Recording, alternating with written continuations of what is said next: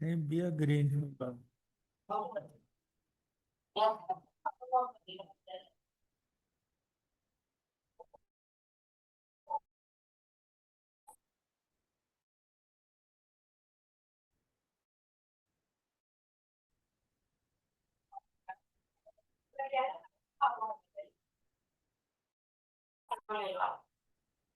ना मेरी ताकत बढ़ता ना मुझे चाय बना के दे इसके चार्जर भी लगाओ ना, फिर ये बंद हो जाएगी।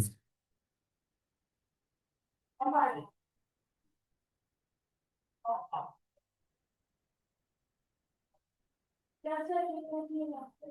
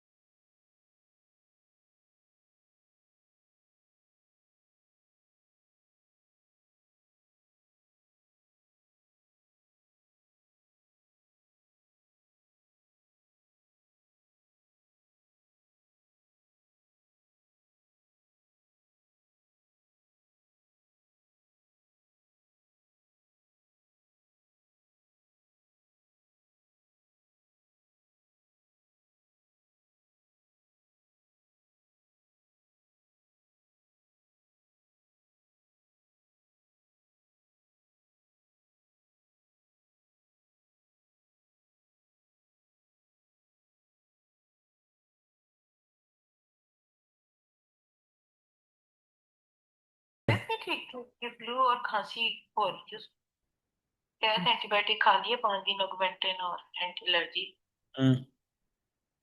फ्लू हुआ कर चेक को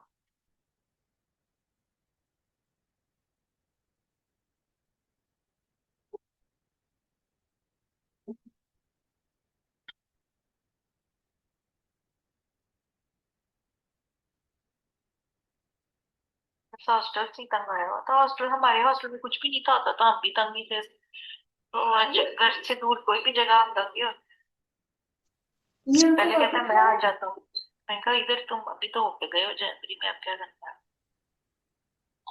मैं कहा फिर बता दो आज ही मैं अपनी कैंसिल कर दूं छुट्टी ये कहता नहीं नहीं आप आ जाओ मैं कहा आज तो हो जाएगी फिर बात पे क्यों कहते नहीं आप आ जाओ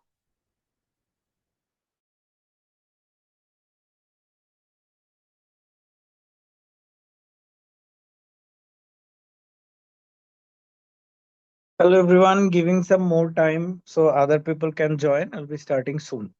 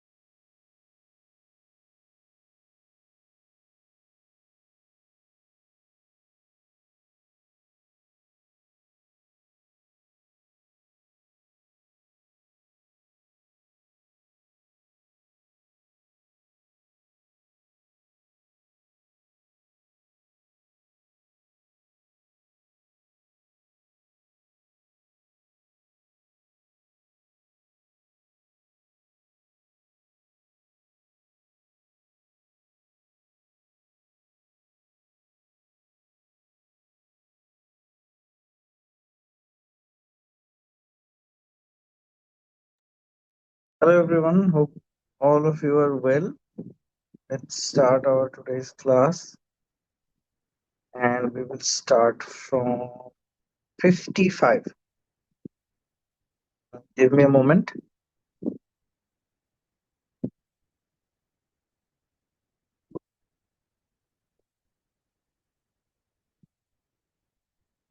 Okay, so who is going to read the question?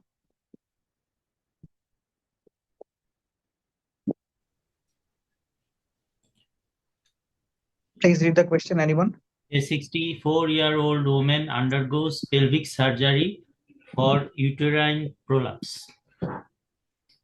Postoperatively, she develops weakness of the pelvic floor muscles, leading to urinary incontinence and reduced support of pelvic viscera.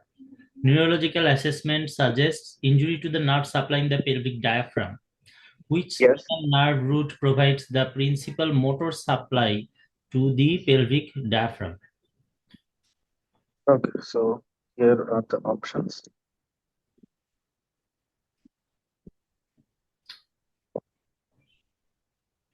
Lumbar 2, S1, L5, L3, S4.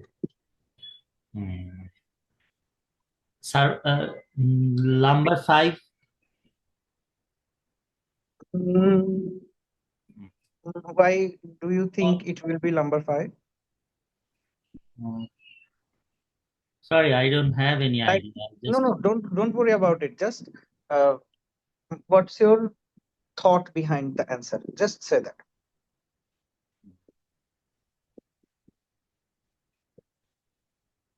Okay, so pelvic floor muscles are supplied by pudendal nerve. Okay, pudendal nerve sacral 2, 3, 4. So the answer will be S4.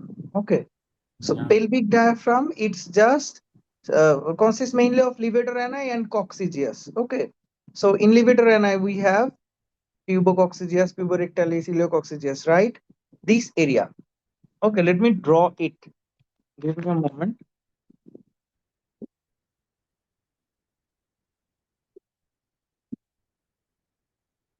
So if this is the anal canal, we have levator ani like this, right?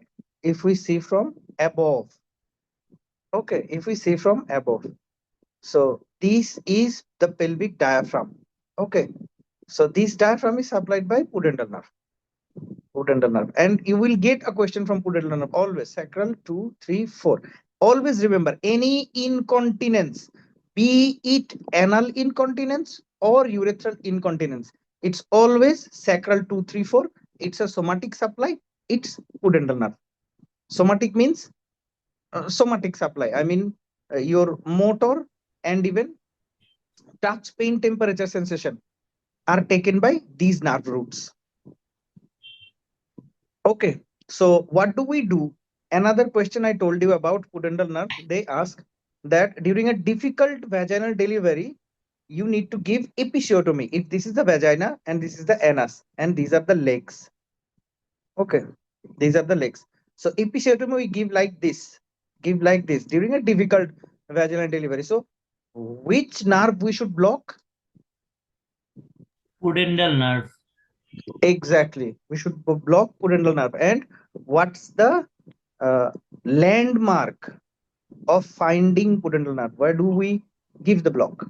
Iliac crest. No, but somewhere around. Iliac spine or iliac crest? No, ischial spine. Ischial. Okay. Yes, ischial spine. Iliac spine would be very much higher, very high up around your waist. But we give it like this here. At this area, ischial spine, we have it here.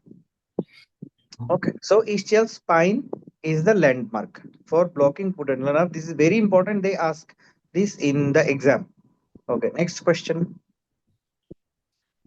A 59-year-old man is diagnosed with a carcinoma involving the anorectal junction.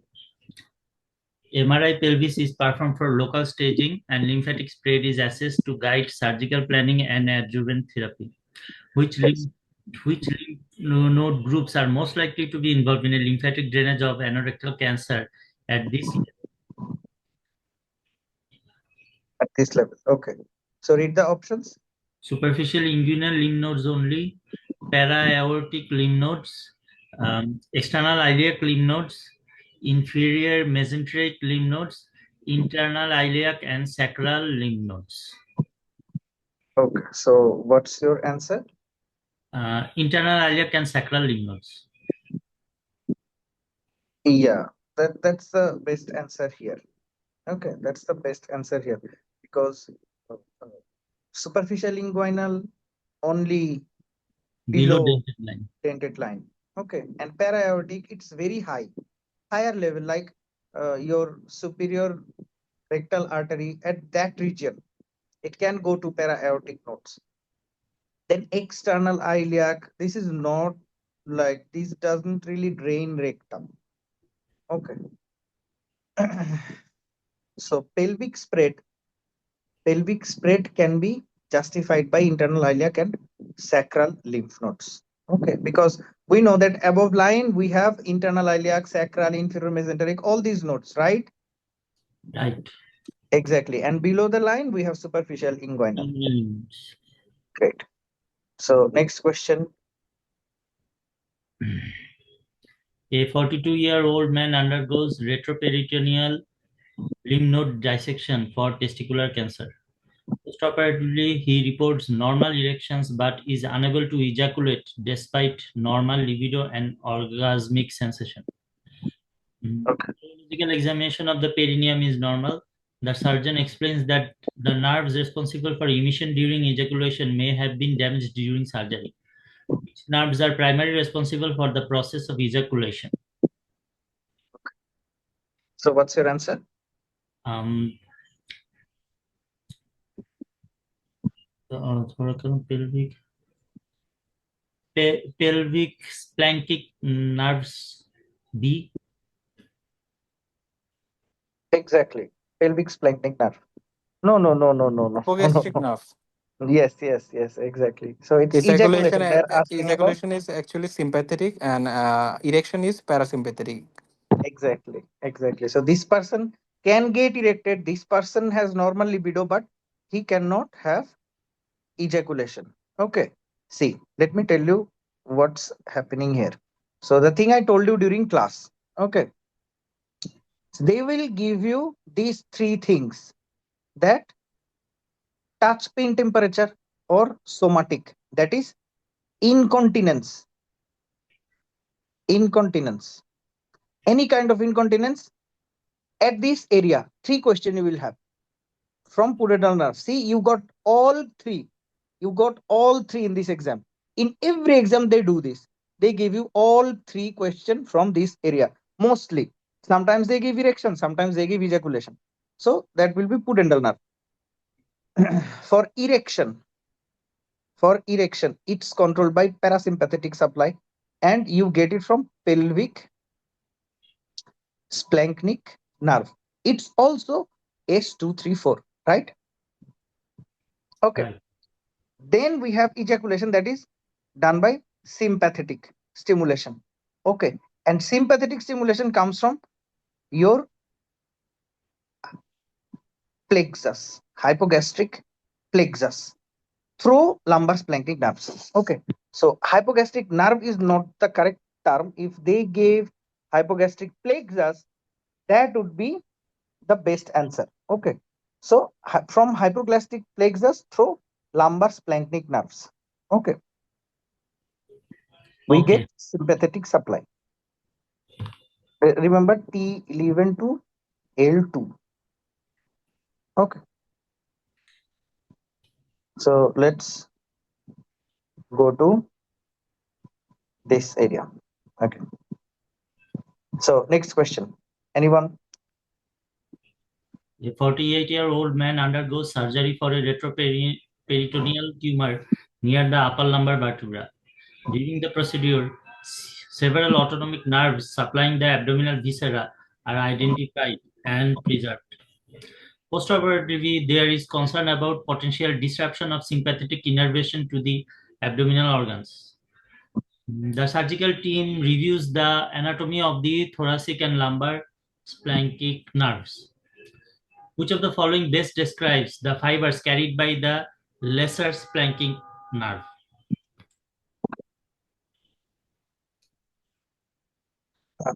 So Ganglionic read the sympathetic options. fibers.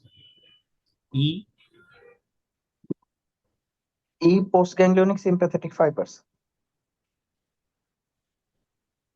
I don't know, that first came in my mind. Okay, no problem, no problem. But thing is that it supplies your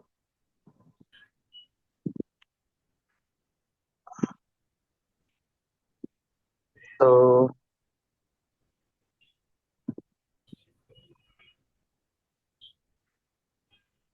ganglionic sympathetic fibers to pelvic organs. Okay, so let's move on to next question. Read the question, please. A 57-year-old man undergoes CT imaging of the abdomen for an investigation of flank pain. The radiologist notes the posterior relations of the kidney to help localize the source of pain and to assess potential involvement of adjacent structures. Particular attention is paid to the muscular relations of the lower pole of the kidney. Which muscle lies directly posterior to the lower pole of the kidneys? Okay, so read the options. Psoas major, erector spinae, transversus abdominis, iliacus, quadratus lumborum. So what's your answer? A. Psoas major. Psoas major. Quadratus lumborum. That, yeah, you have to remember this thing that in kidney we have three muscles behind it. Okay, so psoas major will be medial, not immediately posterior. Okay, psoas major will be medially placed. Let me show you from the model so you can remember it better.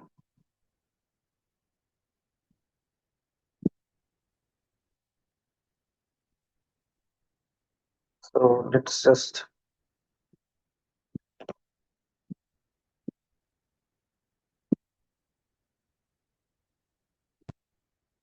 if we see from behind and we add the kidney and we remove this muscle.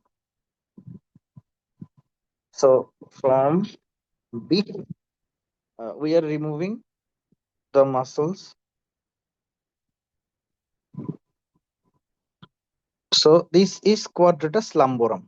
Okay, we hide it. We hide it. So this is quadratus lumborum. That's immediately posterior to the kidney. We hide, we unhide, and we can see that it's immediately posterior to the kidney. Okay. So what about the other two? So if we add psoas major, see very closely.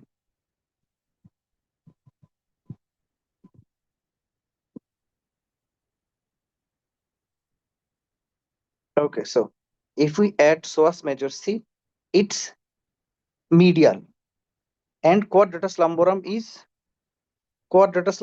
immediately posterior. Okay, psoas major is slightly medial, just touching the kidney, the medial side, this area. Okay, just touching, not immediately posterior. So immediately posterior would be quadratus lumborum. Okay. Thank you. Great. So that's how you will remember it better. So What is a let's. small muscle there? Sorry, I That mean. was minor. That's not important. Okay. Okay. Thank you. Thank you. Okay. So let's move on to next question. So read the question, please. A 61-year-old man presents with lower back pain radiating to the medial aspect of his leg following a lifting injury. Neurological examination reveals reduced sensation below the knee extending to the medial aspect of the ankle. Knee reflex is diminished, while ankle reflex is preserved. Motor power is otherwise normal. Which nerve root is most likely responsible for this sensory deficit? Knee reflex lost L3, L4, and Yes. the medial aspect of the ankle is supplied by saphenous nerve, and the lateral aspect Exactly. along the little toe is by sural nerve. Great. Exactly. So here they asked about sensation below knee extending to medial aspect of the ankle. So your answer would be L3, L4. Exactly. Great. So remember these dermatomes. Okay. Remember these dermatomes. So let me, if I draw the leg and from medial side, let's just say this is medial. No, from front. Let's just draw it from, don't mind my drawing, guys. So this is the knee. Okay. This is the knee. So here will be L1, then L2, then L3, then L4. Okay. Did you get it? This is the medial side of the leg. This is the lateral side of the leg. Guys, did you get it? Yes, Bhaiya. Great. So what did I say? If they ask you that knee jerk is lost, what will be the root value? Number three. L3, L4. Exactly, L3, L4. If they say that medial thigh and knee jerk reflex is lost, what will be the root value? This area, medial thigh plus knee jerk is lost. Number three. Exactly, only three. If you don't have L3, L4 option, most of the time they give you both, but L3 is the best option here. And if they say knee jerk is lost plus medial thigh, medial leg is lost. L4. L4. Exactly, L4. And your dorsiflexion is done by 5. L5. exactly L5. And little toe sensation is given by Deep peroneal nerve. S1, Little to little to S, sural. S1, S1. S1, Okay, S1, S1, S. S1. Great. So medial malleolus,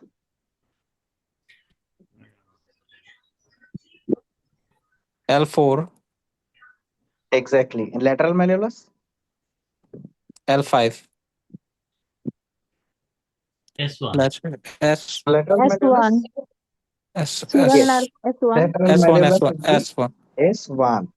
And if they say, so if this is the, this is your lateral malleolus, and I give an incision here, the pain from that incision will be carried by which nerve? Sural nerve. Sural nerve, sural nerve. Sural nerve. So the dermatome would be S1, S. S1, one. S for Great. S. So remember these dermatomes. They will ask you this question. Next question. A 35-year-old man presents after a deep laceration to the buttock sustained during a fall onto a sharp object. Following the injury, he reports difficulty rising from a seated portion and climbing stairs. On examination, hip flexion is preserved, but active extension of the thigh at the hip joint is markedly weakened. There is no sensory deficit in the lower limb. The muscle is most likely to be injured in this patient. Active extension is lost, so gluteus maximus, it is also known as the anti-gravity muscle, which is supplied by inferior gluteal nerve and inferior gluteal artery, and the gluteus minimus is supplied by superior gluteal artery and superior gluteal nerve. Wow, nice, great. So, uh, doctor, what's your name? Tanjim. Dr. Tanjim has explained everything. That's great. That's really great. Okay, so moving on to next question. Please Uh, read it. 52-year-old woman presents with medial knee pain that worsens when climbing stairs or rising from a seated portion. Examination reveals localized tenderness over the anteromedial aspect of the proximal tibia, just below the joint line. There is no joint effusion. The ligament testing is normal. The clinician diagnoses pes arsenis bursitis, which muscle contributes a tendon to the pes arsanes and is most relevant to this condition. Sartorius, semitendinous, semimembranous, adductor longus, gracilis. Mm. Gracilis is the key contributor. Okay. A. What about? Sartorius. Okay, so climbing stairs and raising from seated position. Okay. So what's your answer would be? Gracilis. Okay. So because all three is inserted. If this is the medial side, this is the lateral side. Okay. All three is inserted here. Okay. Sartorius, semitendinosus, and gracilis. Okay. Gracilis is the key contributor. Yeah.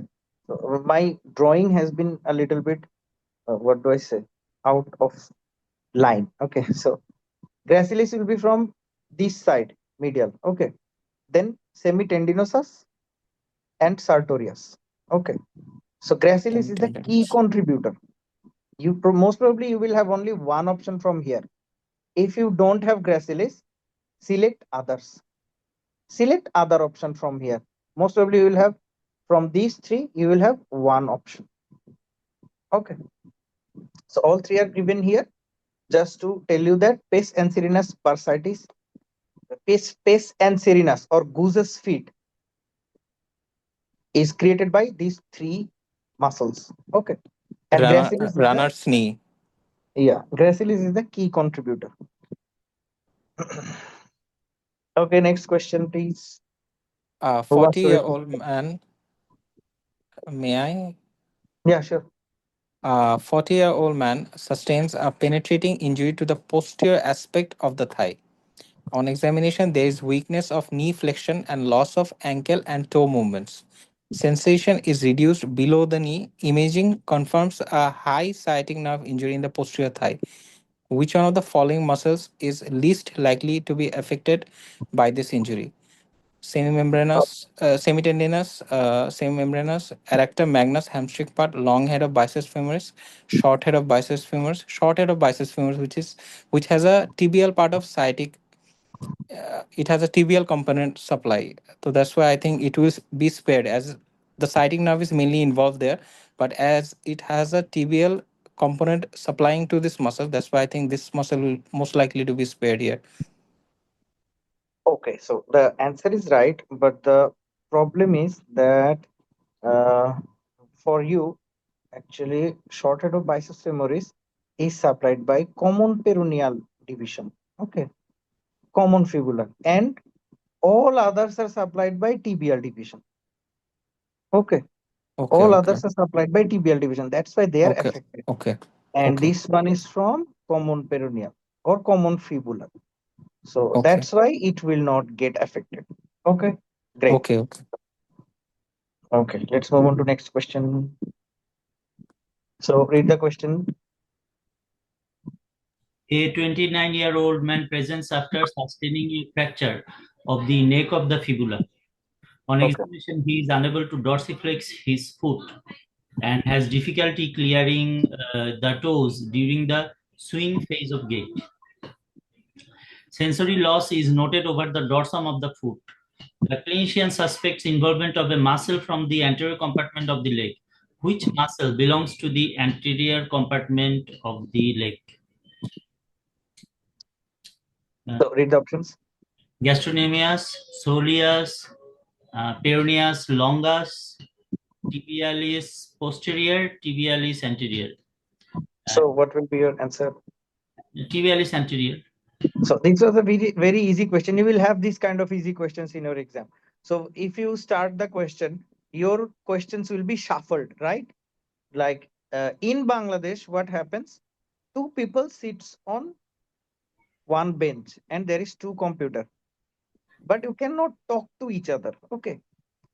Thing is, if you, let's say your question will not match with this person, your question will not match with the person in front of you and behind you. Okay. So you can have the difficult questions at the start or the easy ones at the start. Okay. So if you get the difficult questions at start, don't worry at all. Don't worry. Or don't try to talk to the person beside you. Don't. Don't do that. So because they have cameras, they monitor. Sometimes they withheld results. Okay. And it happens.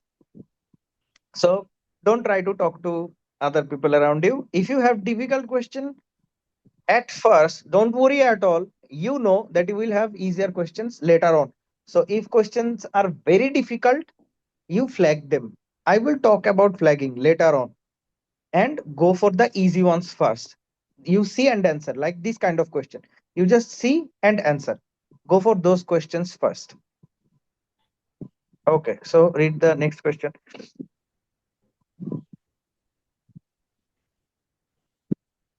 Anyone? A 45-year-old man presents with difficulty lifting the front of his foot while walking.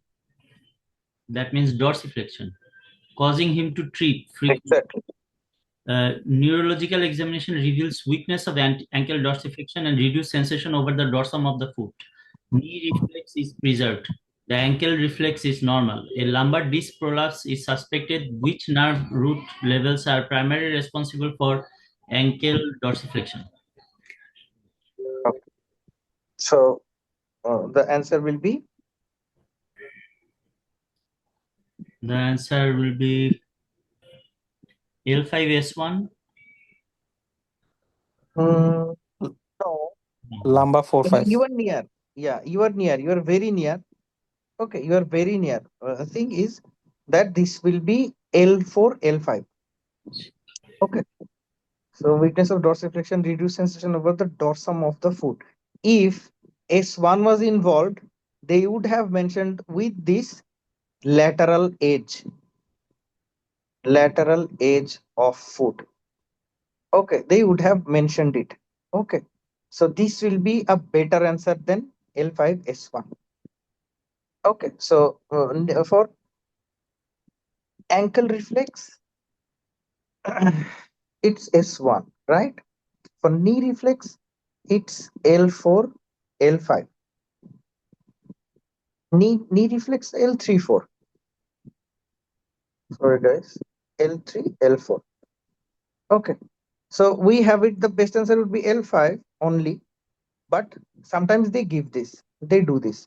So L4, L5 is a better option. Okay. So next question. Please read the next question.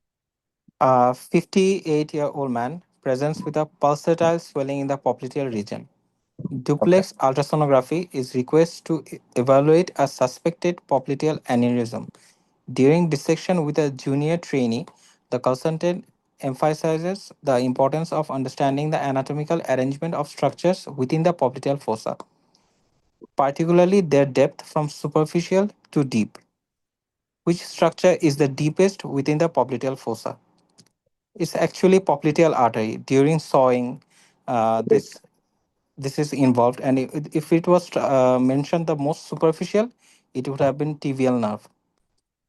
Exactly. So most of the time you get a scenario that during cutting the tibia, with tibial saw, which structure can get injured? They're just saying that which structure is most close to the bone. That is the deepest structure. That is the anterior most structure.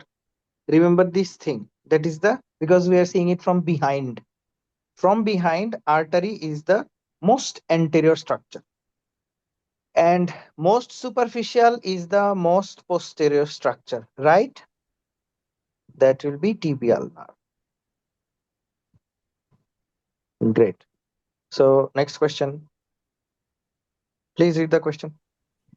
A 71-year-old woman presents with a painful groin swelling that lies below and lateral to the pubic tubercle. The swelling becomes more prominent on cuffing and is irreducible. A femoral hernia is suspected. A surgical repair is planned. During the procedure, the surgeon carefully identifies the boundary of the femoral canal to avoid vascular injury. Which structure forms the lateral boundary of the femoral canal? It's femoral vein, and the medial boundary would have been lacunar ligament, and the posterior would have been pectineal ligament or Ashley Cooper ligament. Great, exactly. So I forgot about Ashley Cooper's anyway. So thanks for reminding me. Anyway, so if this is the hernia, which structure is medial to the neck of the hernia? Inferior epigastric artery. No, femoral hernia. Oh, I femoral. was talking femoral hernia. Yeah. So if this is a femoral hernia, which structure is medial to the neck of this hernia? Lacunar ligament. Pectineal Femoral ligament. canal, Exactly. lacunar ligament. Ligament. Lacunar ligament. And which structure will be posterior? Pectineal ligament. Pectineal ligament. Exactly. Pectineal ligament would be posterior. And lateral vein, Femoral the vein. Vein. founder. Exactly. Great. And you will have questions from here. These are easy questions. So this is I think you people love this question. Anyone read it? A 27-year-old 27. woman presents with progressive headaches and visual disturbance. She reports Okay. difficulty seeing objects on either side while looking straight ahead. Formal visual field testing confirms loss of temporal hubs of the visual fields in both eyes. MRI of the brain reveals a cystic lesion arising from remnants of Rathke's pouch compressing the optic chiasma. Which Okay. visual field defect is most likely to result from this lesion? So what will be your answer? Bitemporal hemianopia. Great. Great. So this is like this kind of presentation you see like in your hospitals or somewhere. Just optic chiasma, bitemporal hemianopia. What happens? The person walks and sometimes he bumps into objects, sometimes he bumps into people,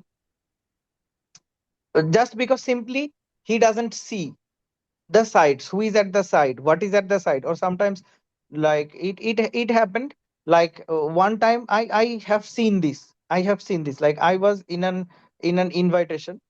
So there was a person, she had this problem. I didn't know that. Okay, so she had stroke or something. So what happens? Most of the time with stroke people can present with this kind of presentation too. Okay, with stroke people present with this kind of with craniopharyngioma, craniopharyngioma, pituitary tumor. Pituitary is developed from Rathke's pouch. We have our nose, and here we have Rathke's pouch. It will descend upwards, and that will become anterior pituitary. Okay, and posterior pituitary is with brain from before, and this one comes from nasal mucosa. Okay, so what happens? There was like in home we have a lot of like expensive objects, right? Things that flower vase and other things, and she broke one. And she got embarrassed. Later on we got to know that she had this problem. She didn't see her sights. So this is like a sad situation, the very sad situation. Okay, so this is bitemporal hemianopia. Okay, let's move on to next question.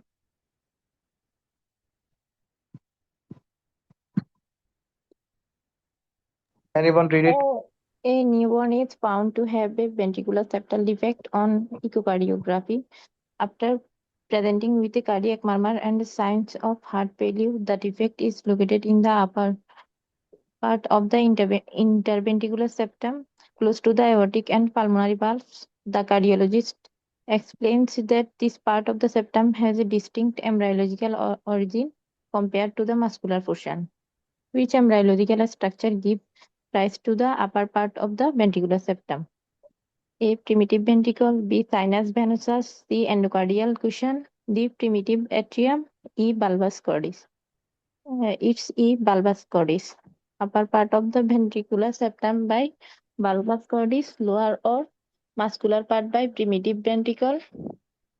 Then sinus and the SA node by sinus venosus, interventricular septum by endocardial cushion, atrium by primitive atrium. So the answer is E, bulbus cordis. It's just okay. So let me tell you another thing is that so these questions you might find difficult. Okay, but we have arrows. We have arrows where we have given all these.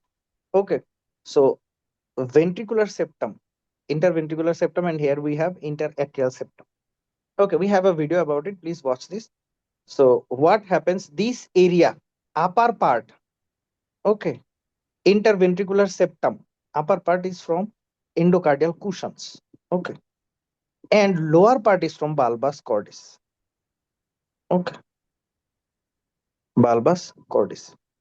So if you see the picture, so that will be upper part. No, upper part will not be from bulbus cordis. If you see the মানে picture, এখানে ventricular septal defect only ventricular septum যদি বলতো interventricular septum মানে atrioventricular septum বললে endocardial yeah, cushion yeah, এটা আপনি ক্লাসে বলছেন ভাইয়া পেডিয়াট্রিক সার্জারি ক্লাসে yeah. atrioventricular Atrioventricular septum septum. বলা হলো endocardial cushion আর যদি বলে যে only ventricular septum এটা তো বিএসডি এটা তো ventricular septal defect তো bulbus cordis upper part Okay. I thought here this R is lower part or interventricular septum. muscular part of ventricle Yeah. by primitive ventricle. Okay, so I missed it that it's হ্যাঁ if interventricular septum যদি only. বলতো So if atrioventricular septum like this তাহলে part, so atrial and ventricle. This area is from endocardial cushion. So I thought they were asking about this area. Okay, no problem. Thank you for reminding me. And the other parts lower. Okay, is from bulbus cordis. Okay, so we the have most a lower video about part it. or muscular part by primitive ventricle. Yeah, lower, Most almost lower all, part. most lower part, Yeah. most lower. Okay, so great. So only these questions. You will have only these questions in your exam. You will not have anything extra. If they will mention atrioventricular specifically, atrioventricular. In that case, endocardial Endocardial cushion. cushion. Cushion. Okay. Only ventricular or interventricular. In that case, bulbus cordis. Upper Bulbus part bulbus cordis. cordis, lower part primitive ventricle. Exactly. Lowermost from primitive ventricle. So just remember these three. You don't need to know other things. Only these three about interventricular septum. Just remember these things, these three words. You just look for these words in the question and answer accordingly. And that will be your answer. Okay. Okay. Don't worry about it. Don't use your head too much about it, or don't worry or have tension that what will be the questions. These will be the questions only these atrioventricular or interventricular or lowermost, mostly atrioventricular and interventricular, these two. Other things not important at all. Okay, let's move on to next question, guys. A full-term neonate develops severe respiratory distress immediately after birth. Chest Okay, radiography reveals bowel loops occupying the left hemithorax with mediastinal shift. A congenital diaphragmatic hernia is diagnosed and the defect is identified as a posterolateral diaphragmatic hernia, Bogdalek hernia, failure of closure of which embryological structure is responsible for this condition. Septum transversum, dorsal mesentery of the esophagus, central tendon of the diaphragm, pericardio-peritoneal membrane, pleuroperitoneal canal, left pleuroperitoneal. So, guys, I think the earthquake is happening. Do you feel it? no, bhaiya. I'm from Kumila, by the way, but I'm not feeling anything. Okay. Anyone feeling anything? I don't know. Or it's just me. I don't know. I just felt like it. Anyway, so don't worry about it. What will be your answer? E. Okay, nice. Bogdale hernia. Exactly, it's pleuroperitoneal canal. Okay, give me a 5 minute break. Let me check a little bit. Okay, give me a break, guys. Coming back after 5 minutes.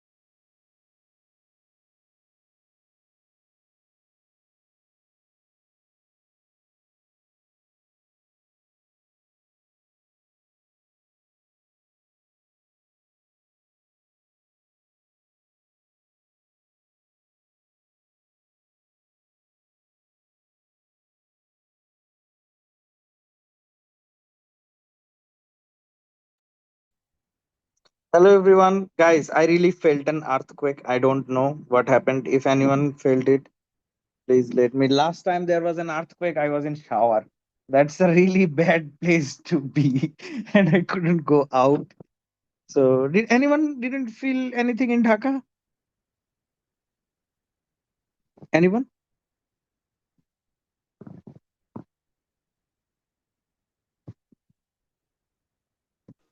Bhaiya, we Hello. felt it clearly at Chittagong, actually. Okay, you felt it too. So I thought like, is my head is something wrong with me? No, we all felt it. Like the my family members also felt it. Okay, so should we continue?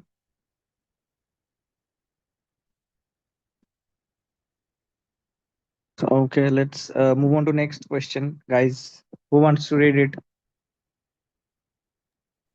A neonate undergoes abdominal imaging for Dr. Mo? venous. Are No, you Dr. Mo? no, Dr. Mimi. Dr. Mimi. So where are you from? I am from Chittagong. You felt it? No, Bhaiya. Okay, no problem. Okay. So read the question, please. A, in unit undergoes abdominal imaging for venous vomiting. The radiologist reviews normal midgut development to assess for possible malrotation during embryological discussion. The timing of physiological herniation and the return of the midgut into the abdominal activity is considered. At what gestational age does the midgut normally return to the abdominal cavity after physiological herniation? A Okay. 6 So weeks, B 8 weeks, C 9 weeks, D 14 weeks, E 10 to 12 weeks. I am little okay. bit confusion between option B and E. Between option B and E. E. Okay. So if you have only two options, B and D, which one would you choose? I would choose Option E. E. B.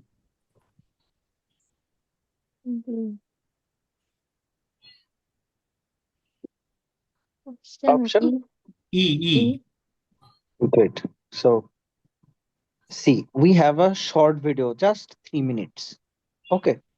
So just 3 minutes video, and there we have explained it also. I would recommend that you watch that just for 3 minutes. Okay. So sixth Mm, week, it will herniate into umbilicus. Okay.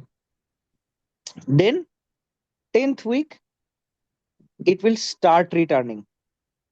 And by 12, it will be completed. Totally inside. Okay. So just remember these three: 6, 10, 12.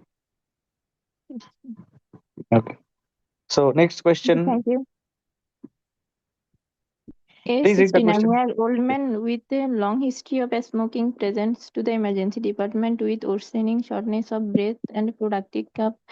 He has a known diagnosis of chronic obstructive pulmonary disease. On examination, he is tachypneic with use of accessory muscles. Arterial blood gas analysis is performed while he is clinically stable.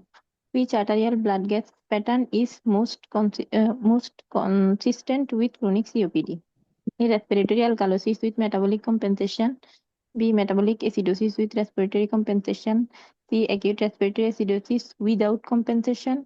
D. Normal pH with low partial pressure of carbon dioxide. E. Respiratory acidosis with metabolic compensation. এটা যেহেতু ভাইয়া COPD তো respiratory অ্যাসিডোসিসই হবে। So the answer will be E, right? E, option E.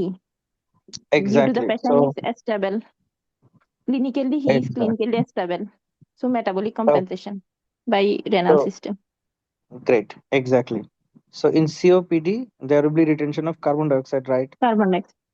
So carbon dioxide is an acidic gas, and it's going through respiratory route. It's involving respiratory route. So you will have respiratory acidosis. Aspects. Respiratory acidosis. And after that, after few days, it takes time to have metabolic compensation. We will have metabolic compensation. Okay. Compensation. So we will Okay. have pH low, Low. right? Yeah. Partial pressure of carbon dioxide increased. Increase. Okay. So as days go by, oh, like for long time, long time, long time. So HCO3 will increase too, right? Yeah. Due to metabolic compensation. Compensation. Great. Okay. So let's move on to next question. A 45-year-old woman undergoes total thyroidectomy for multinodular goiter on the second postoperative day.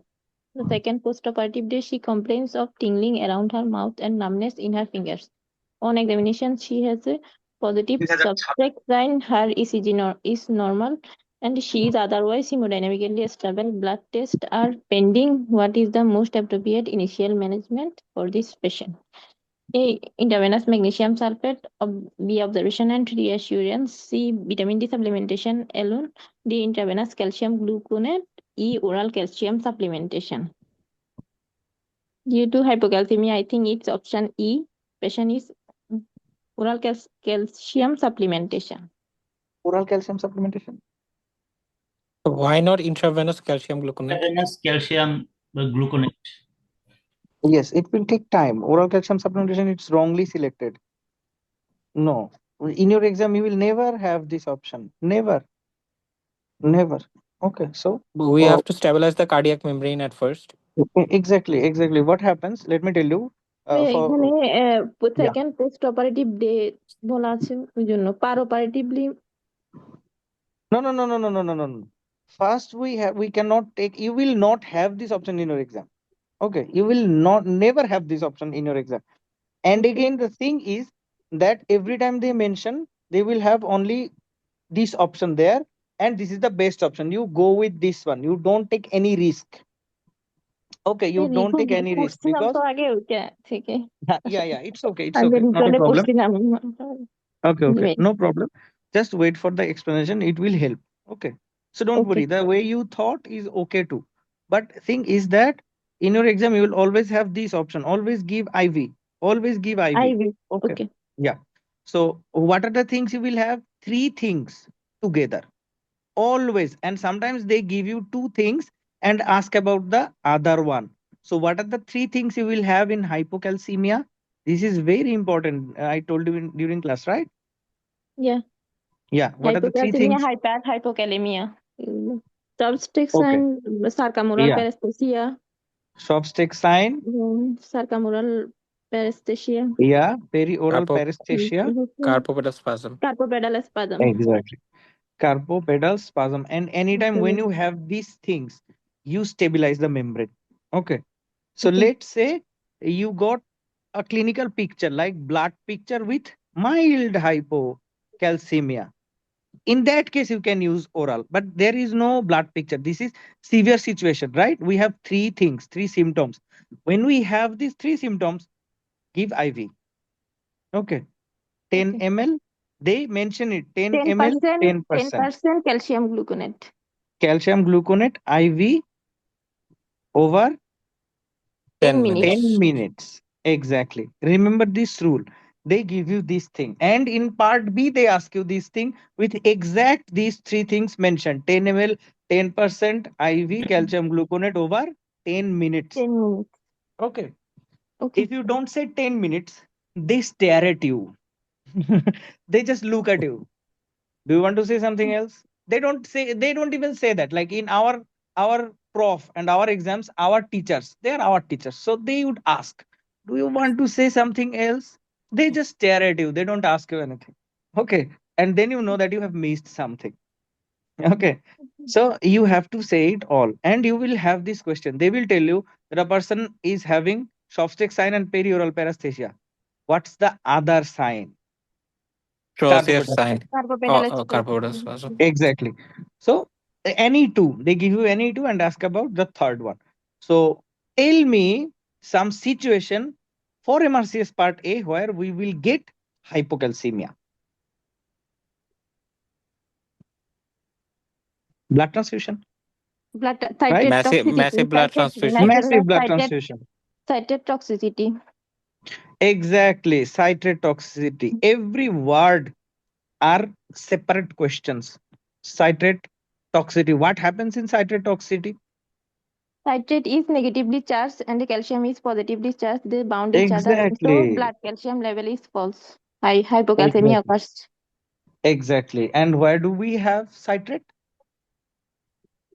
In Blood blood bag. bags. Blood bag. Bang. Exactly. Then Great. So next question, Please read the question. A A 32-year-old 32 man years old man presents to the present to the emergency department after completing a marathon on a hot day. He complains Okay. of severe muscle pain and weakness. His urine is dark brown in color and urinalysis is positive for blood but shows no red blood cells on microscopy.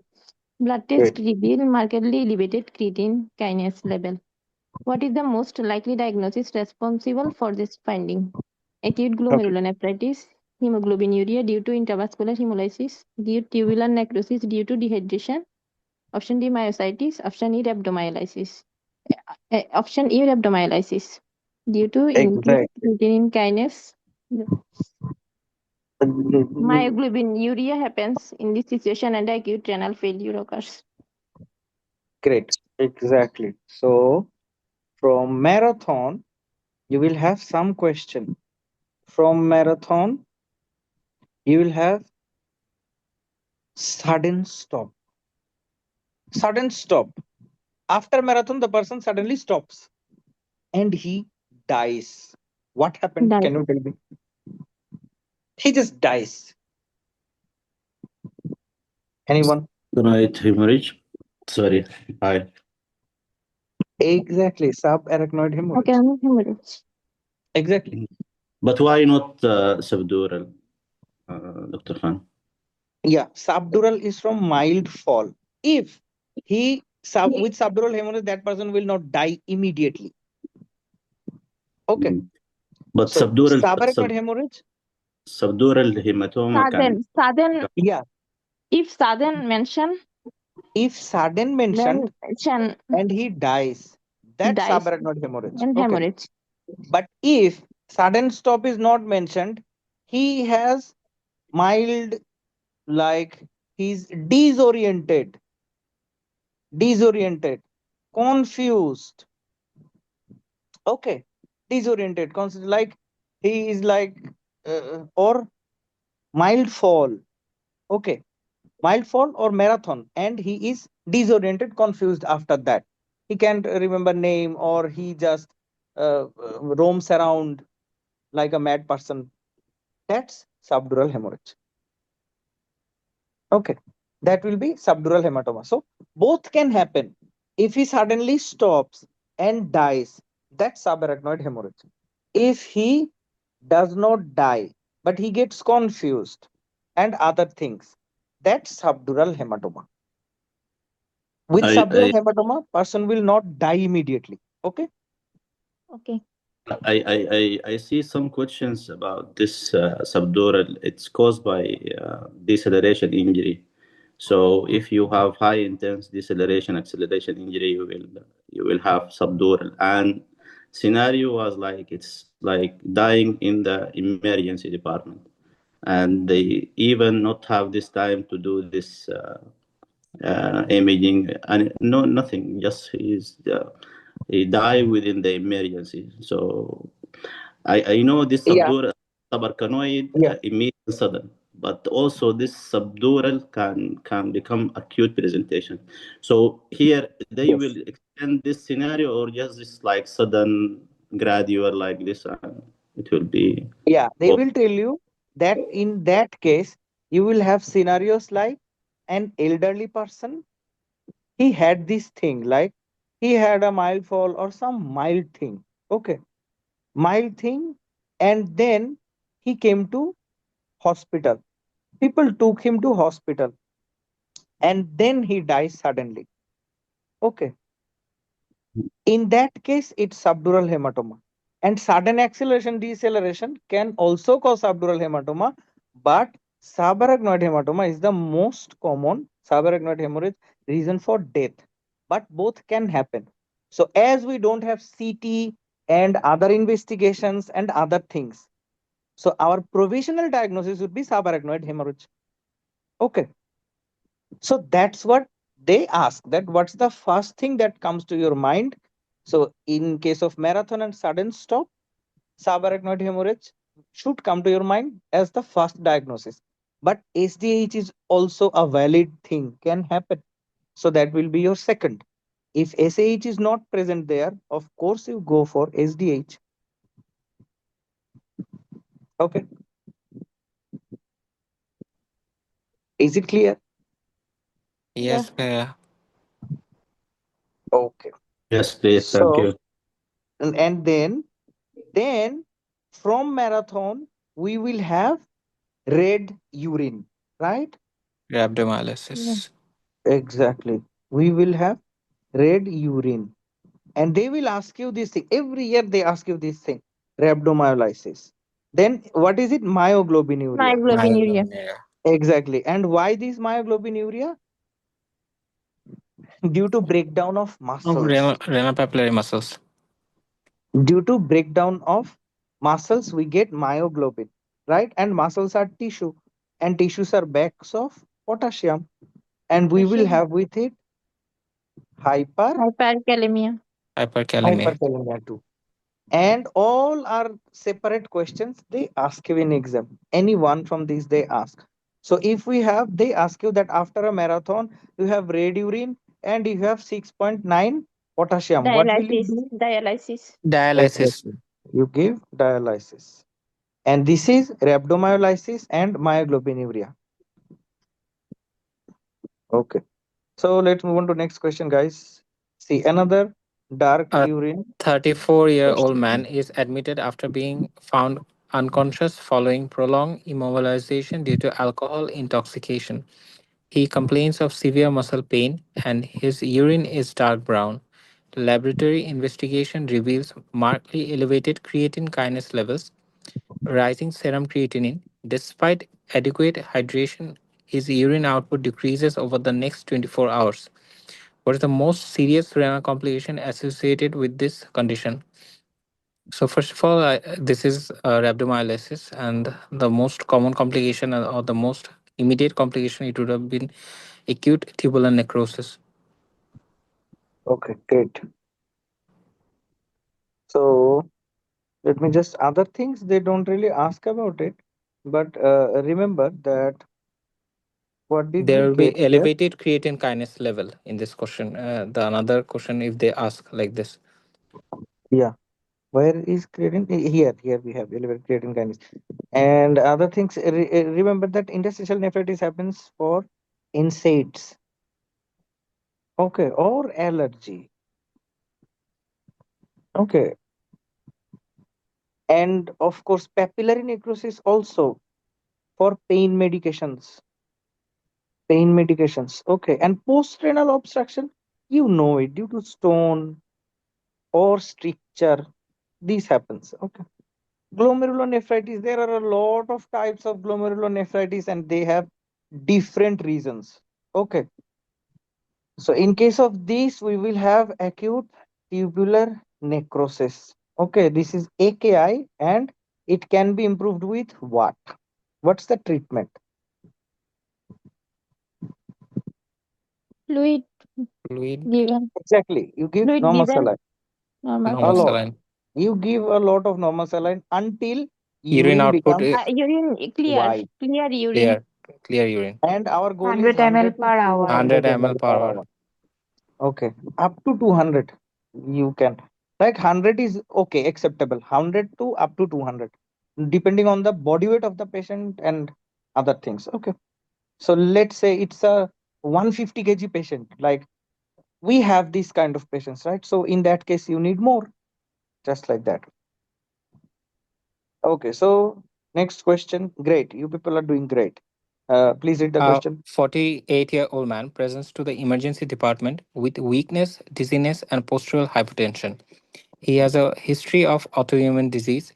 Blood test reveals hyponatremia, hyperkalemia, and mild metabolic acidosis. Blood pressure is low. Skin hyperpigmentation is noted on examination. Renal function is otherwise normal. Which hormonal abnormality best explains this patient's electrolyte disturbance? So, Okay. first of all, this is associated with aldosterone. So, as we know, the main function of aldosterone is sodium and water retention and decrease of hydrogen ion and potassium. So, here there is hyponatremia. That means aldosterone is not functioning properly. So, here there will be decreased aldosterone secretion. It will cause hyperkalemia and metabolic acidosis. And I think it's an Addison's disease due to hyperpigmentation. Great. So hyperpigmentation. Where is hyperpigmentation? Yeah, we have it here. So this means it's a long term thing, right? From Yes. a long time, ACTH is Excessive deposited under the ACTH. skin. Yes, deposited under the skin, and they are causing hyperpigmentation. So it needs a long time. And what will be Addisonian crisis? And due to steroid withdrawal of So steroid. what will be the presentation? Agitated after Postoperatively, surgery or You have to it happens. Yeah. Mm, What happens? hyponatremia. hyperkalemia. Yeah. But the presentation? hyponatremia. Hy- Okay. So you will have a scenario like a person has rheumatoid arthritis, like rheumatoid arthritis Oh, or yes. bronchial asthma. autoimmune disease, any autoimmune disease. Yes, Yes. Long Then time we have to steroid double the steroid dose. taken. exactly. So this kind of thing, like sometimes they just tell you that he takes methotrexate or dexamethasone or salbutamol, all these things. Okay, so what will happen during the after the operation? The person gets agitated, and what is meant by agitated? Hyponatremia. Hyponatremia. Exactly. Anytime they mention agitated, remember agitated, confused, and sometimes they just mention convulsion, and you have to see the scenario because convulsion can happen in hypoglycemia too, right? Yeah. Hypoglycemia too. So you have to look at the scenario. So Dumping agitated syndrome. patient, Dumping syndrome. Right. yeah, agitated patient. He is shouting over everyone, just like people from 4 to 6 p.m. in Ramadan. Everyone shouting to everyone. So they are hypoglycemic. So they are agitated. So what happens? This person is having Addisonian crisis. Addisonian crisis. It's hyponatremia happening. Hyponatremia. And we have to give immediately. What we'll have to do? Double the steroid Immediate dexamethasone. management. And When we have this presentation. hydrocortisone 100 100 ml ml hydrocortisone up to 3 hydrocortisone. days. Okay. So immediately we have to give 100 ml IV hydrocortisone. Cortisone. Hydrocortisone. Okay. So this will be the additional crisis scenario, and you will have this question in your exam. Okay. So next question, please. Anyone read A it? 56-year-old man with traumatic brain injury develops polyuria and rising serum sodium levels. While in the intensive care unit, urine output is high despite adequate hydration. The clinician suspects impaired action of antidiuretic hormone and reviews the renal site where ADH normally exerts its effect to regulate water balance. At which site in the nephron does ADH primarily act to promote water reabsorption? A. Proximal convoluted tubule. B. Loop of Henle. C. Distal convoluted tubule. D. Thick ascending limb of loop of Henle. E. Collecting duct. It's option E. Collecting ducts. It acts by opening up aquaporin. Exactly. Great. Exactly. So tell me, who can tell me that proximal convoluted tubule? What are the things that are important from proximal convoluted tubule? I told you in class.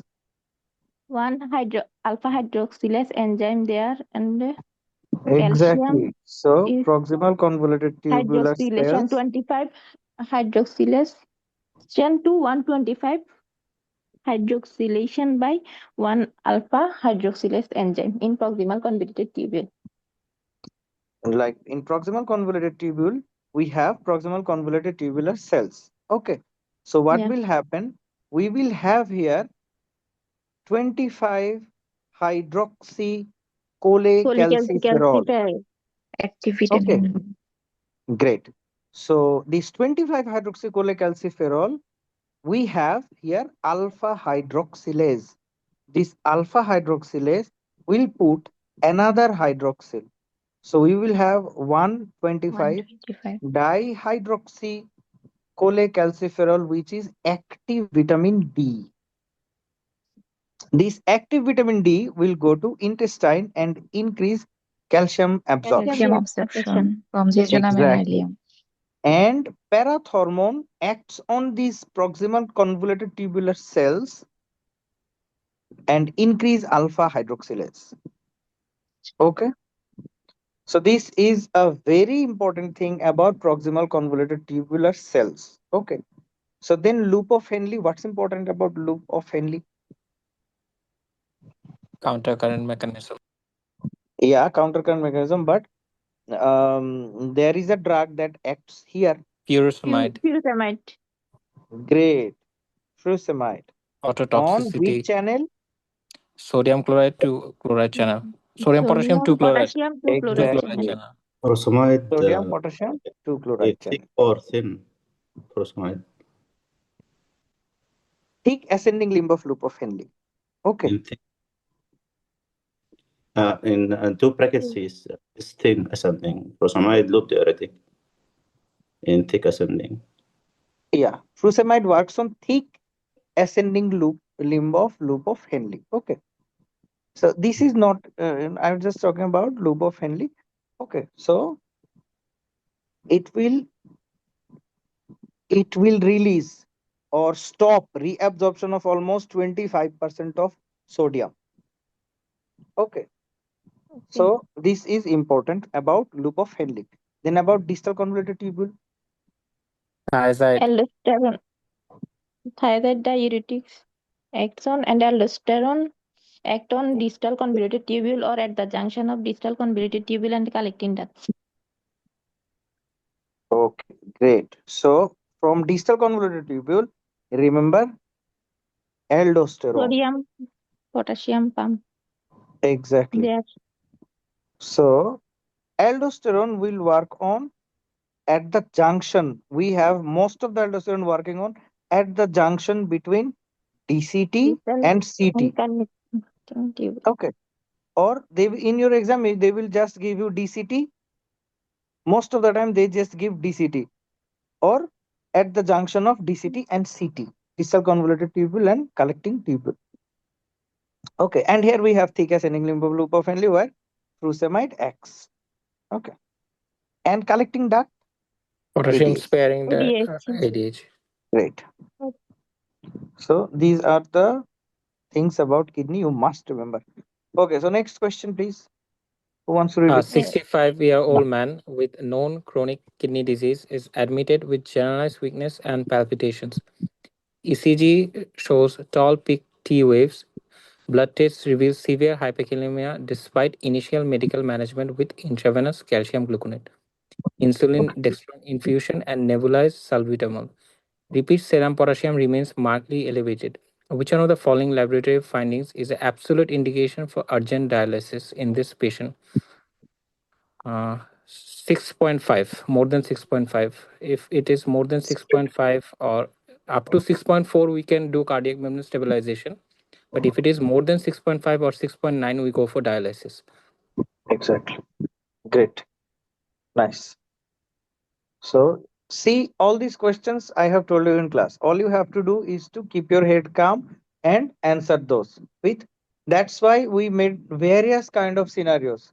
Whenever you are free, like you are sitting in the toilet or you are just scrolling Facebook, go to our website and just solve random questions. Either either you know it or not, or you don't have to read it again too. Just solve random questions. Just solve random questions, and that will increase your question solving capability. Great. Okay, so next question. Very easy question and very common question for exam. Very common. Anyone, Dr. Tanjim?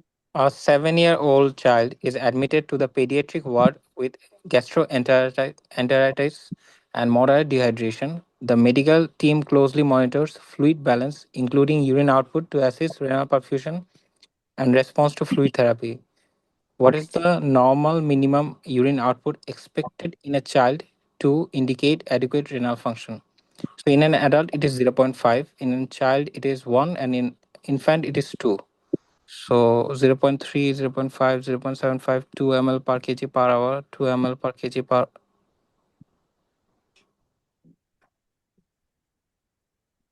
Okay, I think they have Answer is not in question.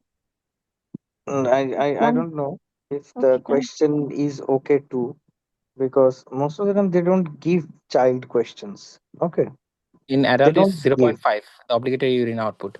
Yeah, in adult it's 0.5 half the weight. They don't give child usually in the exam.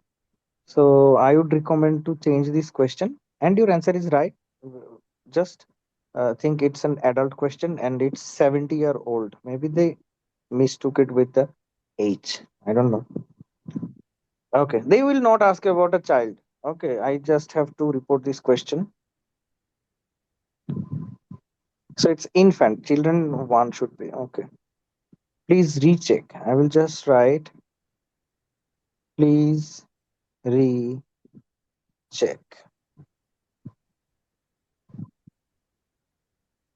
Okay, next question, please read it. A 54-year-old woman is evaluated for recurrent renal stones and bone pain. Laboratory investigations reveal elevated serum calcium and low phosphate levels. Okay. Further testing confirms raised parathyroid hormone levels. During counseling, the clinician explains the biochemical nature of this hormone. It's a polypeptide hormone and how it differs from steroid and amino acid derivatives. What is the biochemical nature of parathyroid hormone? Steroid hormone, amino acid derived, glycoprotein, lipid derived, polypeptide. 84 amino acids, I think, polypeptide parathyroid. And there is another question from a parathyroid hormone related peptide. It's in paraneoplastic syndrome. Yes, exactly. And where do we get parathyroid hormone related peptide?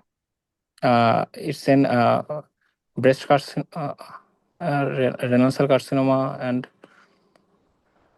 We will have it in small cell carcinoma of lung. small cell lung carcinoma. Small Great. cell carcinoma. Most commonly, they will give you this in exam. Okay. So, can you tell me some steroid hormones? Cortisol, then Exactly, estrogen, cortisol. Vitamin sex D, hormone, Exactly, exactly. So, retinols, and amino acid,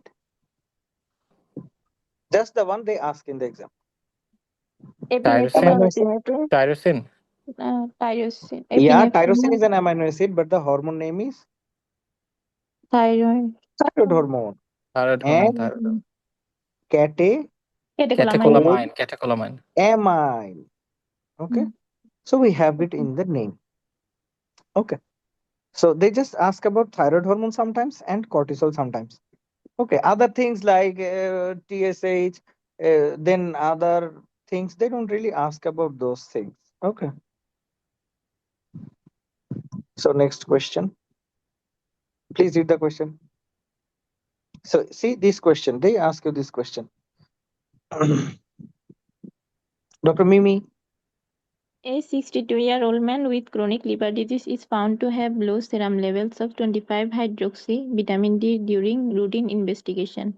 He has bone pain and a proximal muscle weakness. The clinician explains that vitamin D metabolism occurs in multiple steps involving different organs. In which organ does the 25-hydroxylation of vitamin D occurs? A. Kidney, B. Skin, C. Intestine, D. Parathyroid gland, E. Liver. Option E. Liver. Great, First exactly. Just few hydroxylation occurring minutes liver. ago. And where do we get cholecalciferol? Sunray. Exactly. Sunray 7 to skin. dehydral skin. Yes. Skin makes the cholecalciferol. Liver. And then it goes to liver. Liver. Liver. Liver adds a hydroxyl at 25 position and we get 25 25 hydroxy hydroxycholecalciferol. cholecalciferol. And the rest you know. So vitamin D gets hydroxylated how many times? 2 times. Exactly, 2 times. 2 times. It In gets liver, it is hydroxylated. Liver. calcidiol, and in kidney, it's calcitriol. Exactly. Great. So next we go to our next question. Who wants to read it? A 30-year-old mountaineer is exposed to extreme cold weather during a high altitude expedition. Shortly after exposure, he notices pallor and numbness of his fingers and toes. On examination, the skin of the extremities appears pale and cold to touch, with reduced capillary refill. Which physiological response is most responsible for this finding following cold exposure? A. Okay. Vasodilation of peripheral blood vessels, increased sweat production, decreased sympathetic tone, increased metabolic heat loss, E. Vasoconstriction.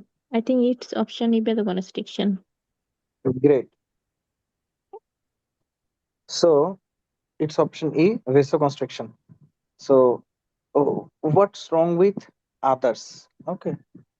Vasodilation will Vasodilation, bring more blood here. yeah. Okay.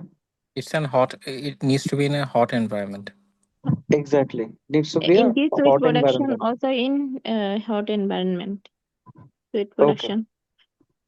So if we get a white hand, White hand. total white, Mm, total okay. pallor, okay, without any cold or something, or sometimes cold aggravates it.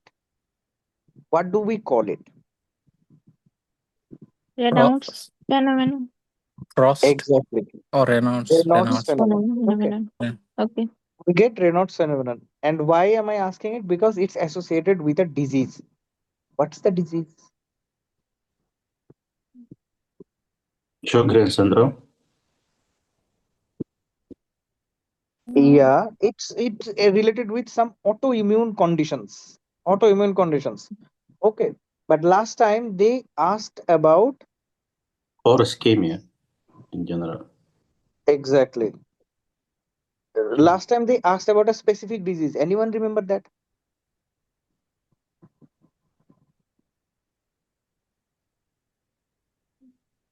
Okay, it's arthritis. Okay. Last time they asked Okay. about rheumatoid arthritis. Okay. Okay. So it's associated with rheumatoid arthritis too.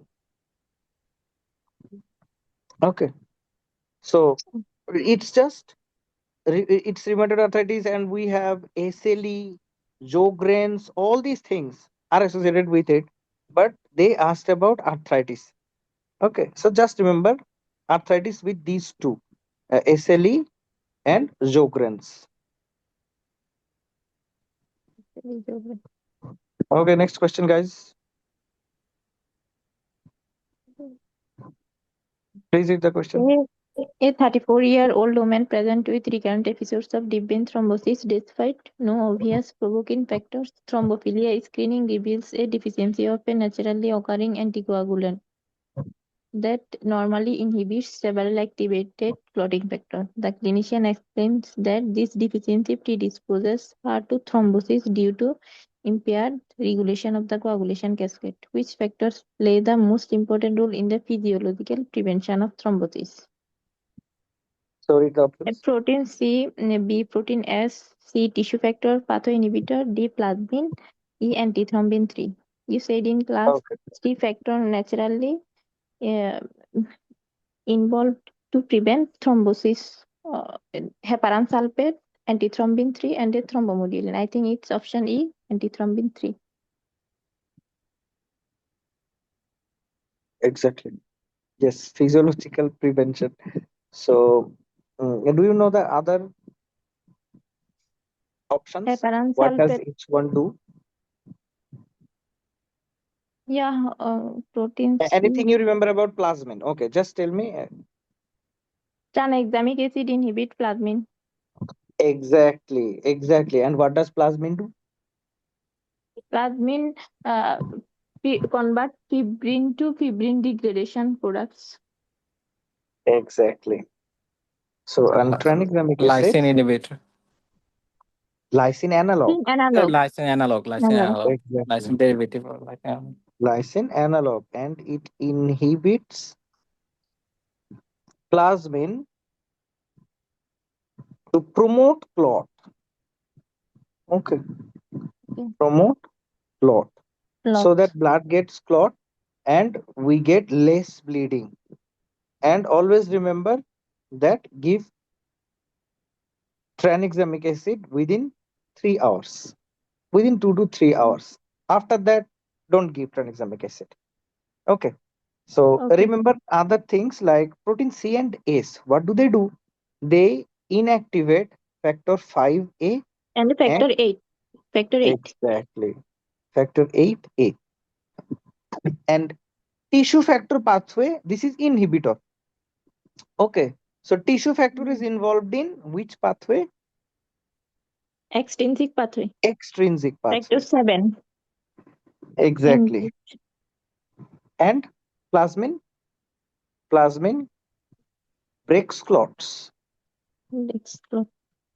Breaks clots to just in normal word, just to remember. Okay, just remember Okay. these things. They Sorry, will help. I don't get it, this point. Okay, which one? This he asked about physiological prevention of thrombosis. So, as prevention of thrombosis, we need to more bleeding, right? Bleeding to occur. Yeah, prevention of thrombosis physiologically. Physiologically, that means normally why blood does not clot. They're just asking this. Why blood does not clot. Okay. So, So plasma first, yeah, not taking this degradation of platelet, and as we said, eating this. plasmin acts when there is a clot is formed. When there are some injury inside, micro injury, some clot is formed and plasmin goes there. But blood remains blood, and blood does not become clot normally due to antithrombin 3, which are present in endothelial cells. Okay. So, Antithrombin 3. if not physiological, as trauma like this, and he said that what here prevent thrombosis. Yeah, physiologically. Normal Mm, physiological, not pathological. So when there is an injury and there is a clot, it's already a okay. it's already a pathology because there is an injury and there is a clot. Plasmin breaks that clot after an injury. Okay. And antithrombin 3 that makes heparan sulfate, which keeps blood liquid physiologically normally in normal person without any injury, without any external stimulation or pathway. Okay. Okay. Okay, great. So moving on to next question, guys. Easy question. Who wants to read it? A 7-year-old boy present with recurrent episode of spontaneous bleeding into joints. Laboratory investigations show a prolonged activated partial thromboplastin time with normal prothrombin time. Further testing reveals deficiency of a clotting factor that is not synthesized in the liver, but instead is produced by endothelial cells, which clotting factor is not synthesized in liver. Factor 2, factor 7, factor 9, factor 10, factor 8. I think it's optional. E, factor 8. Great, exactly. Factor This is an 2, easy 7. question. And Factor 2, 7, 9, 10 is inhibited by the warfarin. exactly. There are some other thing they ask about that Warfarin one. also inhibit protein C and protein S. Exactly. And of course, prothrombin. Okay. So anyone tell me warfarin bridging? Who remembers it? Warfarin bridging before an OT. Before how many days you stop warfarin in a patient? 3 to 5 days before OT. Exactly. 5 5 days. days. And we start Low molecular weight heparin and exactly. the low molecular weight heparin should be stopped 12 hours before OT, and unfractionated heparin should be stopped 6 hours before OT. Emergency Yes, condition, we exactly. give prothrombin complex concentrate. Great. Emergency situation. Exactly. For emergency reversal or stopping the bleeding, we give prothrombin complex concentrate. Why? Because warfarin has inhibited all the prothrombins, right? Yeah. So that's how you remember. We give prothrombin complex concentrate. Concentrate. Okay, so moving on to next question. See, this is almost same question. So read the question. They're just asking A60 about vitamin K dependent clotting factor. clotting factor. Yeah, Factor 9. exactly. Option Great, E, factor 9. great. Okay, next question. A 45-year-old woman undergoes total knee replacement surgery and develops excessive postoperative bleeding. Despite normal coagulation parameters, the anesthetist administers tranexamic acid to reduce blood loss. The drug is effective without causing systemic anticoagulation. What is the primary mechanism of action of tranexamic acid? Inhibition of thrombin formation, direct inhibition of plasmin, activation of protein C, inhibition of platelet aggregation, blocking lysine binding sites on plasminogen. Option B or E. A little bit confusion. Option B and E. Okay, so the answer will be this one. Okay, Lysine analog. Mm, yeah, because it's a lysine analog, so it's the best option. It does not directly inhibit plasmin. Okay, okay. Okay, it's a long story, but just remember that it does not directly inhibit plasmin. It inhibits plasmin, but not directly. But it's, Okay. let's say you have, just remember that it's a lysine analog, so it will And block like lysine binding site on plasminogen. Okay, how? See, plasminogen will bind to fibrin. fibrin. Okay. Okay. I think plasminogen it inactive forms. It activates the plasminogen to Exactly. plasmin. So it first contact with plasminogen. Okay, so it will, what will happen, that it will, so let's say this is our plasmin. Okay, so what will happen,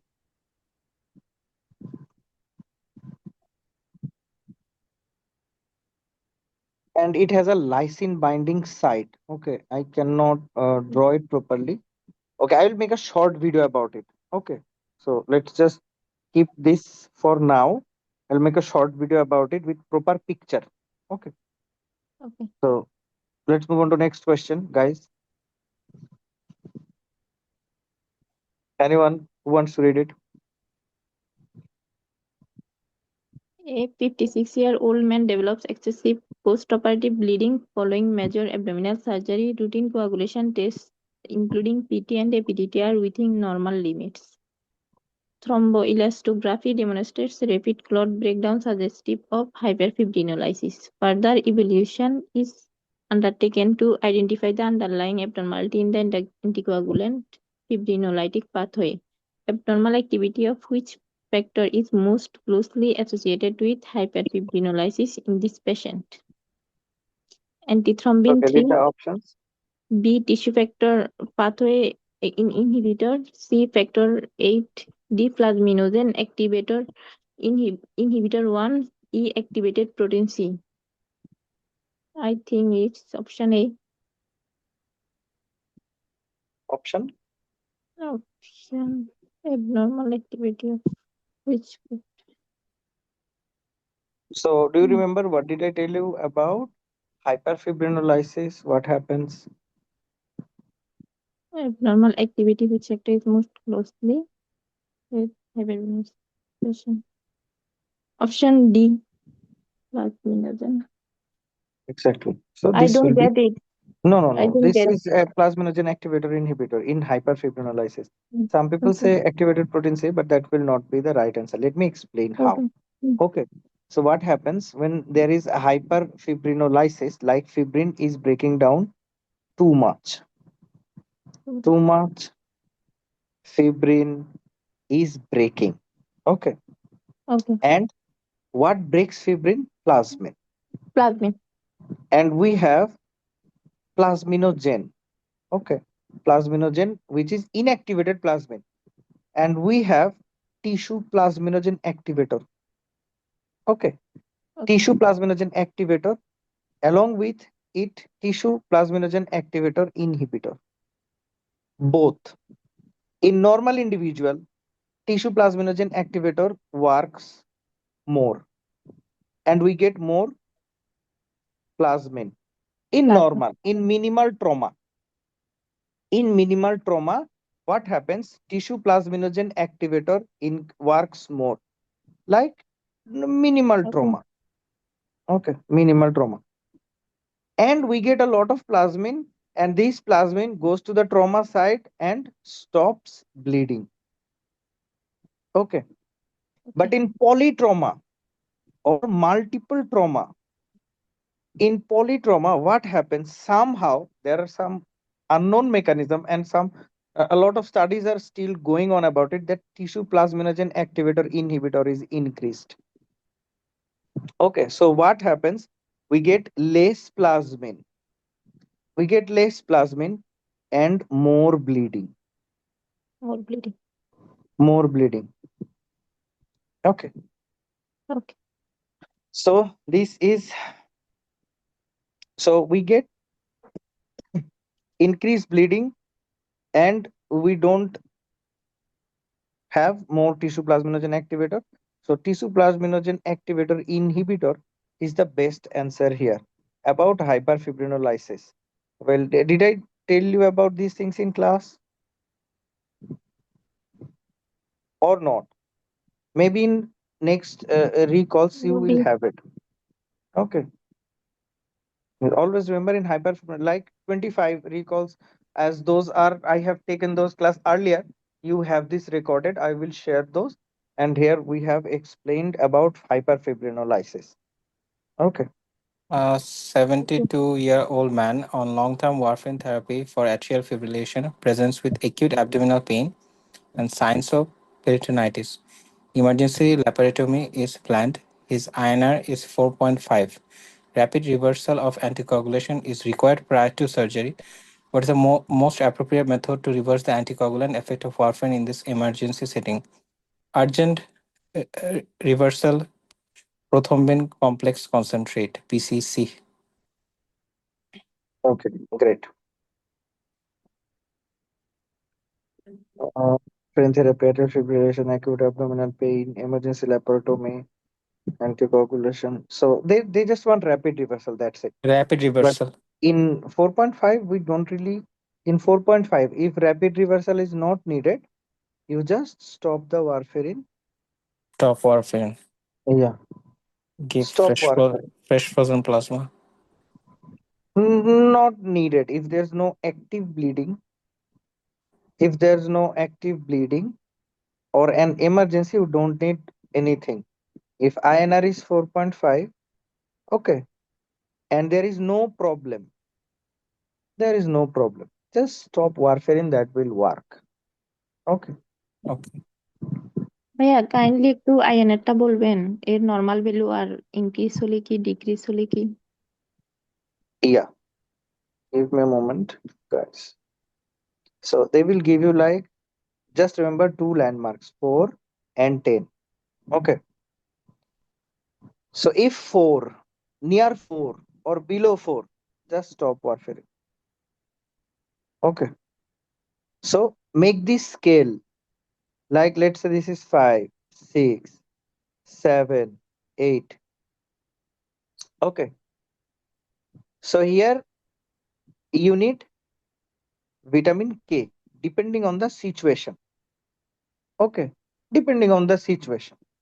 If it's 5, so you might not be needing vitamin K. So if there's no active bleeding or bleeding risk. Okay. So here you have stop warfarin plus give vitamin K. And 10. 10 means this is a very bad situation. This is a severe situation. So here you stop warfarin, add PCC, add vitamin K. Okay. And if any INR and active bleeding, and you need urgent reversal, you give PCC. Okay, Okay, Bhaiya. guys, did you Thank get it? you. Okay. So next question. A 50-year-old man undergoes upper gastrointestinal endoscopy for evaluation of chronic epigastric pain. Biopsy from the first part of the small intestine reveals abundant mucus secreting glands located in the submucosa, which function to neutralize acidic gastric contents entering from the stomach. These glands are identified as Brunner's gland. Where are the Brunner's gland characteristically found? Submucosa of the duodenum is most characteristic for Brunner's gland. Exactly. Great. Nice. Wow, amazing. Okay, They are next question, specific. guys. A 58-year-old man with severe acute respiratory distress is admitted to the intensive care unit and requires mechanical ventilation.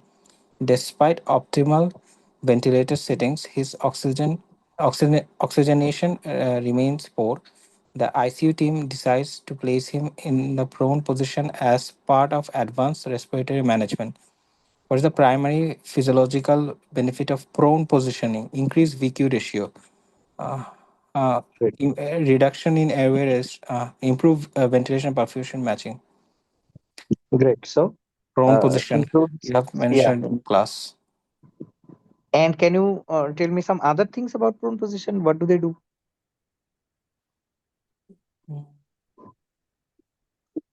Yeah, I'm Like not able. during COVID, what happened? We used to tell people to be prone. Why? What's the benefit of prone position? Anyone can remember Prone position. how it improves ventilation perfusion matching?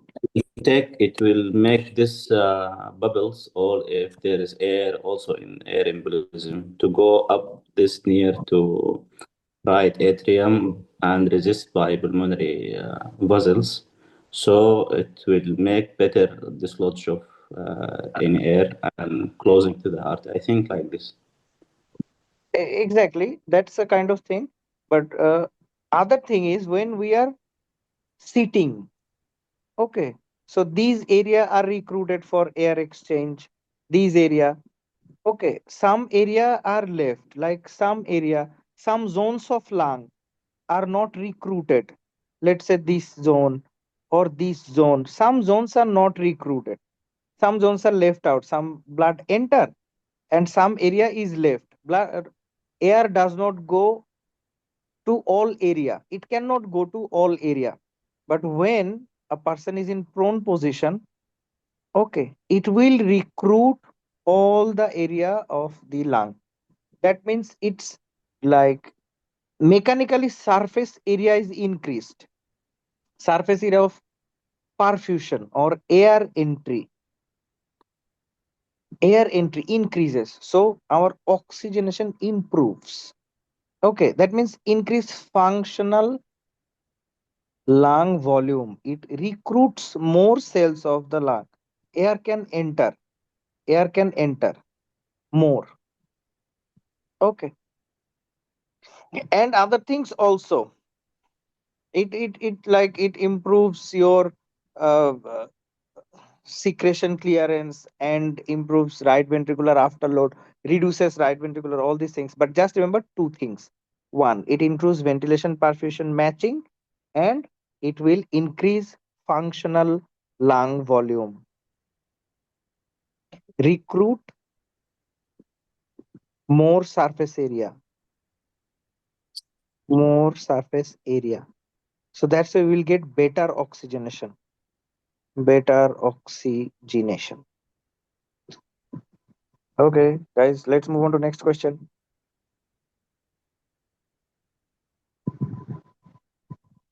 Who wants to read it, guys? Okay, I can read. A Yeah. 67-year-old man developed shortness of breath and reduced oxygen saturation on first postoperative day following abdominal surgery. Chest examination reveals reduced breath sounds on lung basis and chest X-ray shows basal lung collapse consistent with atelectasis. He is hemodynamically stable and no signs of infection. What is the most initial treatment for this condition? Okay, Spirometry, please read the options. broad spectrum antibiotics, diuretics, bronchodilators, mechanical ventilation, oxygen therapy.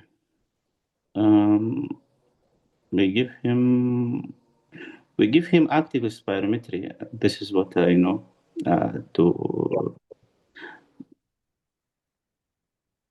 So it's just initially what will we do?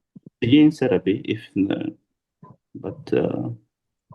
Yeah, I think initially it's we give oxygen therapy yeah due to I initially am we give working in oxygen therapy. So other working in things anesthesia we will department. do it later on. So Yeah. these things, see, atelectasis is the basal lung collapse. So basal area is not getting air. So it happens.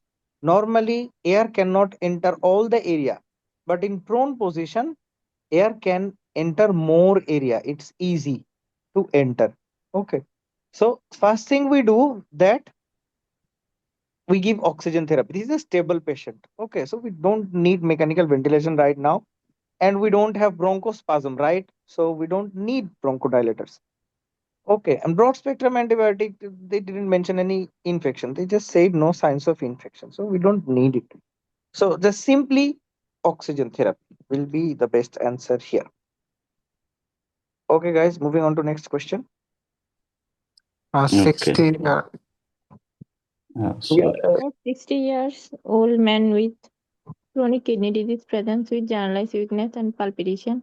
ECG monitoring shows tall, narrow peak T waves across multiple leads. A laboratory investigation are pending, but an electrolyte abnormality is strongly suspected. Which metabolic disturbance most likely explain this ECG finding? Hypocalcemia, hypercalcemia, hypokalemia, hyponatremia, hyperkalemia. It's option E, hyperkalemia. Due to Great. tall, It's narrow peak option E. P waves. Also Yeah, find wide PURS and a flat P waves. And there are exactly. other So scenarios here. Widened QRS complex. If a person is on TPN, so that is yeah, hypomagnesemia.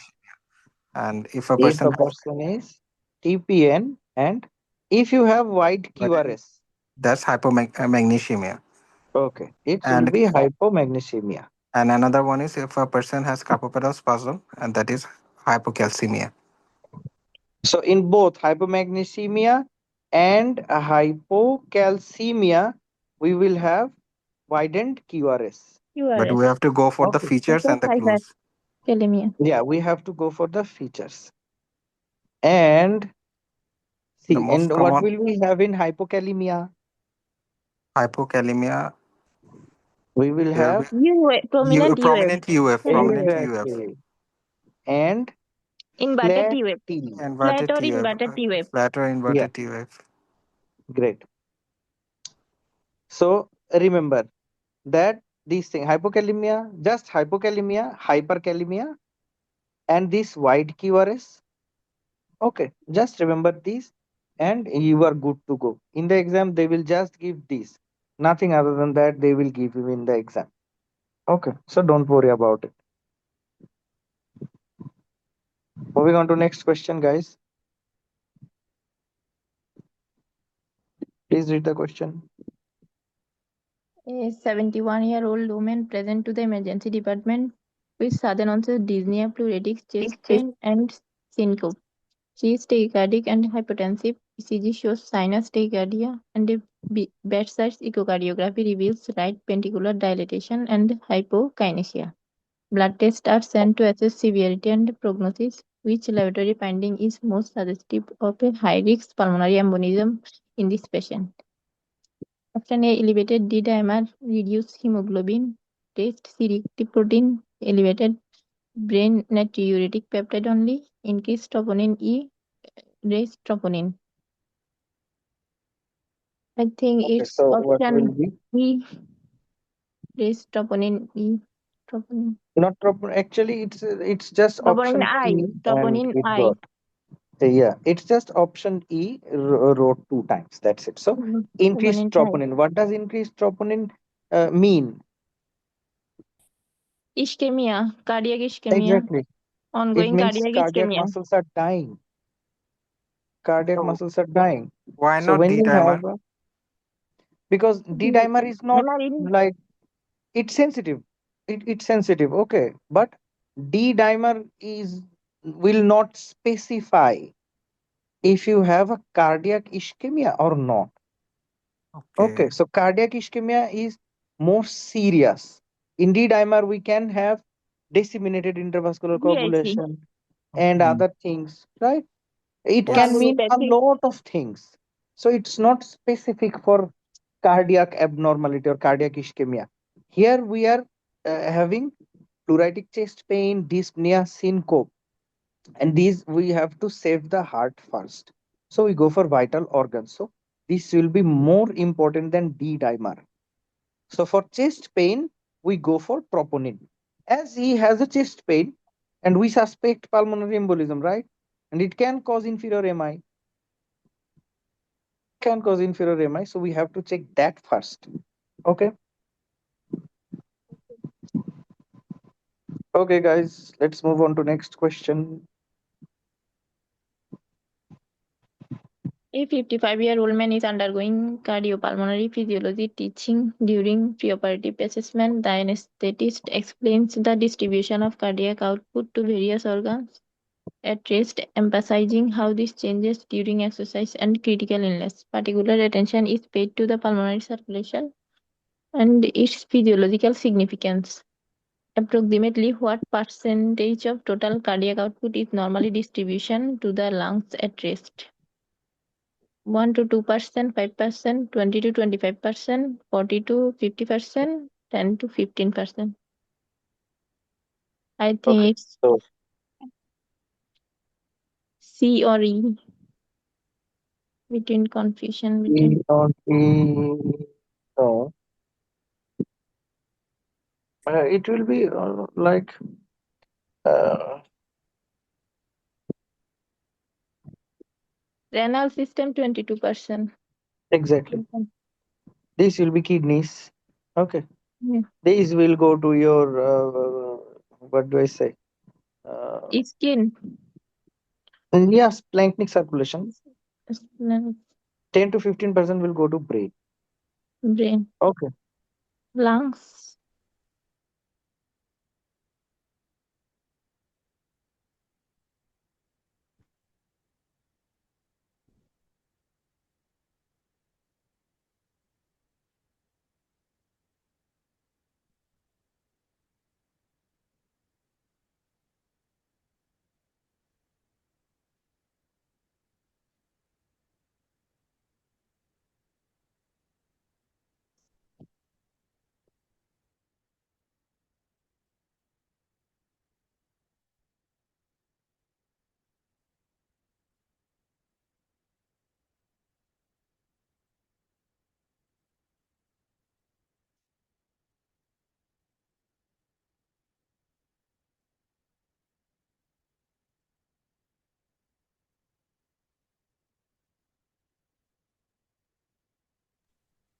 What happened? Hello.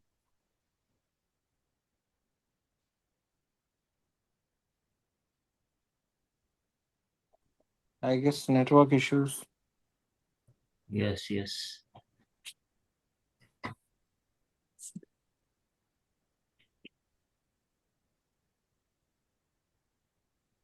Anybody appearing exam this April diet?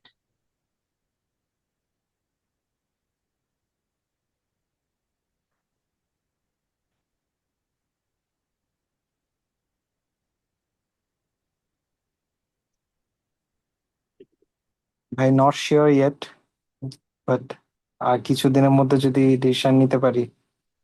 ভাই আপনি কোন মেডিকেলে by the way সাহেব ভাই?